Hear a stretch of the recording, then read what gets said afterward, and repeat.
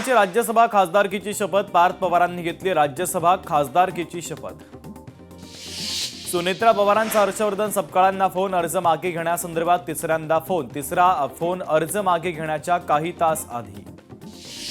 मुख्यमंत्री देवेंद्र फडणवीसांचा हर्षवर्धन सपकाळांना फोन, काँग्रेसनं बारामतीमधून उमेदवार मागे घ्यावा, सपकाळांना केली विनंती।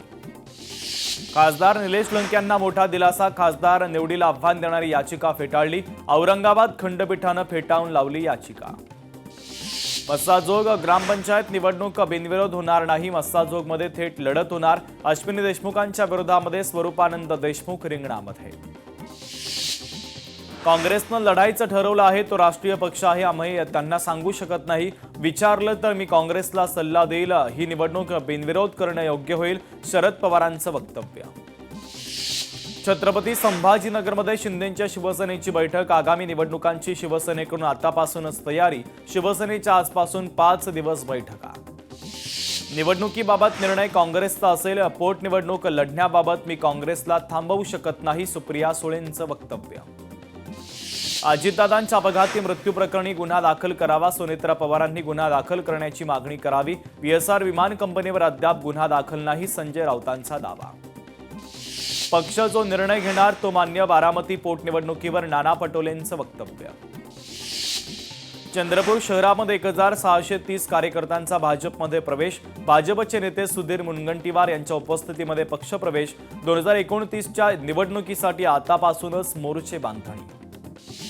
दरडोई उत्पन्नामध्ये महाराष्ट्राला अग्रेसर करण्यासाठी व्यापक उद्देश ठेवून ठोस अंमलबजावणीवर भर द्या, मुख्यमंत्री फडणवीसांचे निर्देश। आमदार रोहित पवारांनी घेतली हर्षवर्धन सपकाळांची भेट, मुंबईत नाना चौकातील सर्वोदय आश्रमात रोहित पवारांनी घेतली भेट, तर बारामती पोटनिवडणुकीच्या संदर्भात चर्चा। खासदार डॉक्टर श्रीकांत शिंदे ॲक्शन मोडमध्ये, पदाधिकारी लोकप्रतिनिधीच्या मॅरेथॉन बैठकींचं आयोजन, संघटना वाढीसाठी कार्यकर्त्यांनी पदाधिकारी यांना मार्गदर्शन। पोटनिवडणुकीसाठी अर्ज माघारीचा आज शेवटचा दिवस, दुपारी 3 वाजेपर्यंत अर्ज मागे घेता येणार, सुनेत्रा पवार यांच्या विरोधात 46 उमेदवार निवडणुकीच्या रिंगणात। ठाकरेंच्या शिवसेनेच्या शाखा प्रमुखांची आज बैठक, आज दुपारी 12 वाजता शिवसेना भवनात बैठक, आदित्य ठाकरे करणार मार्गदर्शन। मुंबई पालिकेच्या शिक्षण विभागामध्ये 91 लाख रुपयांच्या साहित्य खरेदीला स्थायी समितीची मंजुरी, 192 टेबल आणि 236 खुर्च्या खरेदी करण्यास मान्यता। पुण्यातील 754 ग्रामपंचायतींच्या प्रभाग रचनेचा प्रारूप मसुदा तयार, ग्रामपंचायत निवडणुकीच्या तयारीसाठी जिल्हा प्रशासन सज्ज, 4 मे रोजी अंतिम प्रभाग रचना प्रसिद्ध केली जाणार। पुण्यामध्ये अनधिकृत ओव्हरहेड केबल विरुद्ध पालिकेची कारवाई, अनधिकृत केबल संदर्भात कार्यपद्धतीसाठी पालिकेकडून समिती स्थापन। उपमुख्यमंत्री सुनेत्रा पवार यांचा पुन्हा एकदा हर्षवर्धन सपकाळांना फोन, बारामती पोटनिवडणूक बिनविरोध करण्यासाठी विनंती।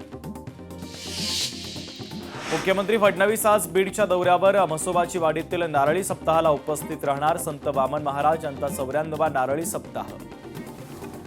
काँग्रेस भिवंडी शहर अध्यक्षपदासाठी 16 जण इच्छुक, जिल्हास्तरीय अध्यक्ष निवडीसाठी संघटन सृजन अभियान। ओसी देण्याच्या अभय योजनेवरून स्थायी समिती बैठकीमध्ये खडाजंगी, बैठकीमध्ये चर्चा अपेक्षित असतानाच प्रस्ताव पुढे ढकलला, बोलू नये म्हणून प्रस्ताव राखून ठेवल्याचा विरोधकांचा आरोप।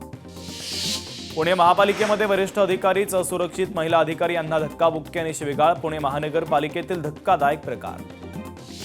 अशोक खरातला 5 दिवसांची पोलीस कोठडी, तिसऱ्या गुन्ह्यामध्ये 5 दिवसांची खरातला पोलीस कोठडी। अशोक खरातवर श्रीरामपूर पोलीस ठाण्यामध्ये गुन्हा दाखल, गेल्या वर्षभरापासून त्रास दिल्याची पत्रकार दत्तात्रय खेमनर यांच्याकडून तक्रार दाखल।